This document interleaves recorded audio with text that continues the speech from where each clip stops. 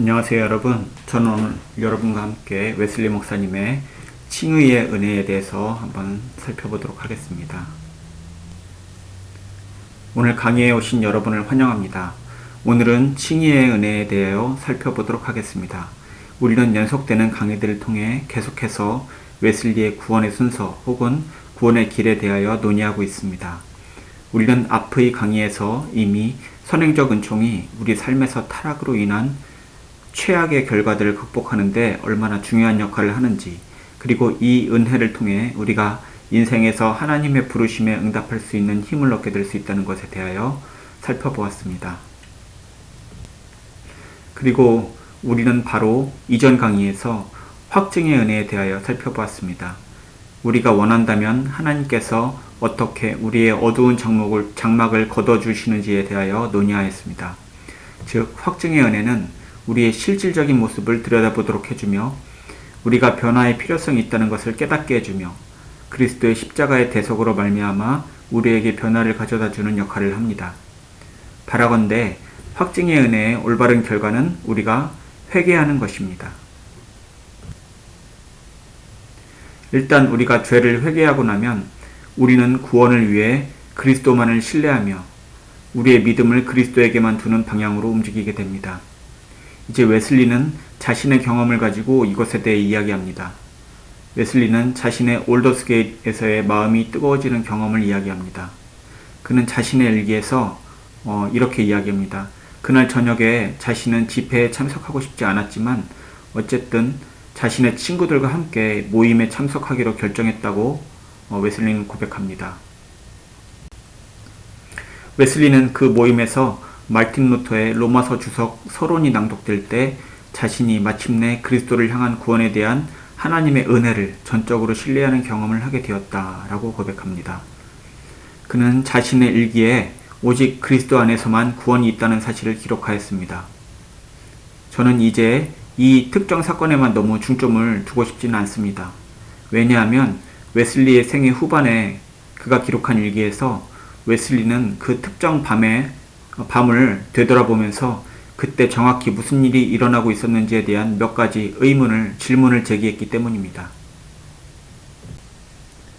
하지만 그 사건은 여전히 가치가 있는 사건입니다. 왜냐하면 이것이 일반적으로 우리가 우리의 구원을 위해 그리스도만을 신뢰하고 하나님께 응답하는 방식이기 때문입니다. 매우 흥미로운 것은 지난번 제가 강의에서 언급했던 구원을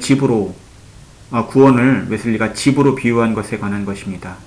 웨슬리는 구원의 현관과 구원의 문, 그리고 집 안에 완전히 거주하는 것에 대하여 어떻게 설명했느냐 하는 것입니다. 구원의 현관은 확증과 회개입니다. 구원의 문은 칭의입니다. 이 두 가지는 우리가 그리스도를 믿는 신앙을 행사하는 시점입니다. 칭의가 단지 구원의 문이라는 것은 참으로 흥미로운 개념입니다. 칭의가 단지 구원의 문이라는 것이 참으로 이상하게 들리지 않습니까? 칭의는 우리의 최종적인 목적입니다. 칭의를 통해 우리는 하나님과의 관계를 회복하게 됩니다. 이것이 구원의 과정의 종착지가 아니겠습니까? 저는 지금까지 살아오면서 칭의가 우리의 구원의 종착점이라는 이야기를 계속해서 들어왔습니다. 일단 우리가 그리스도를 믿는다는 신앙 표현을 행사했다면 그것으로서 주요 임무가 완료된 것입니다.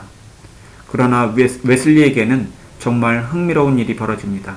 왜냐하면 웨슬리는 변화의 실제적인 과정이 칭의의 단계에서 비로소 시작된다고 했기 때문입니다. 그렇기 때문에 웨슬리는 칭의가 구원의 문이라고 말했던 것입니다. 확증의 은혜와 회개, 그리고 그리스도를 믿는 신앙 사이의 시간 격차를 우리가 일람하여서 살펴보면 사람들마다 각각 그 격차가 엄연하게 다르다는 것을 알 수 있게 됩니다. 예를 들어서 실제로 모든 과정애로의 마음이 이미 준비되어 있는 사람의 경우에는 확증의 은혜가 그들 안에 너무나도 명백하게 자리잡게 되어서 그들은 눈물로써 자신들의 죄를 회개하며 이전에 죄인된 삶에서 돌아서서 그리스도를 믿는 신앙인으로서의 삶을 살아가게 됩니다. 다른 사람들의 경우에는 그것보다 훨씬 오랜 기간이 걸립니다. 이것은 하나님께서 지속적으로 우리에게 계시하시는 오랜 씨름의 기간입니다. 우리의 본성은 우리가 누군지 보도록 도와줍니다. 그러나 우리가 하나님의 요청에 응답하고 회개하고 그리스도를 믿는 신앙을 갖게 되기까지 우리의 자아를 깨트리는 데 너무 오랜 시간이 걸립니다. 그래서 저는 시간이 지남에 따라 언제 각 과정에 이르게 되는지에 대한 특정하게 규정된 방식을 지지하지 않습니다. 왜냐하면 각기 사람에 따라서 응답하는 시기가 모두 다르기 때문입니다. 칭의에 있어서 웨슬리가 주장하는 강조점은 그것이 단지 사람들에게 의롭다고 말하거나 의로운 것처럼 보이게 하려는 그러한 것이 아니라는 것입니다. 웨슬리에 의하면 칭의는 하나님이 우리를 보시고 단지 의롭다고 여기시거나 혹은 그리스도의 의로움을 통해 우리를 바라보고 단지 그것을 우리에게 말씀하시는 것을 의미하지는 않습니다. 그는 우리가 그것보다 더 깊이 들어가기를 원합니다. 그런 이유로 웨슬리는 칭의를 단지 구원을 위한 문에 불과하다고 이야기했던 것입니다. 칭의는 단지 우리가 진정으로 변화되는 시작점에 불과한 것입니다. 그것은 하나님께서 우리를 향한 목표는 단지 우리가 의롭게 보이도록 하는 것이 아니기 때문입니다. 단지 하나님께서는 우리를 의롭다고 말씀하시는 것이 아니라 하나님께서는 우리가 의로운 사람이 되기를 원하시기 때문입니다. C.S. 루이스는 말하기를 우리가 지옥을 붙들고 있는 한 절대 우리가 천국을 바라볼 수 없다라고 했습니다.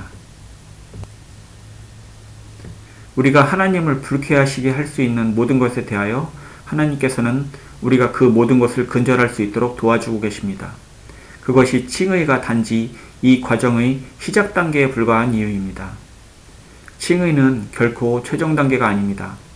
아직 우리는 더 나아가야 할 단계가 많이 남아 있습니다.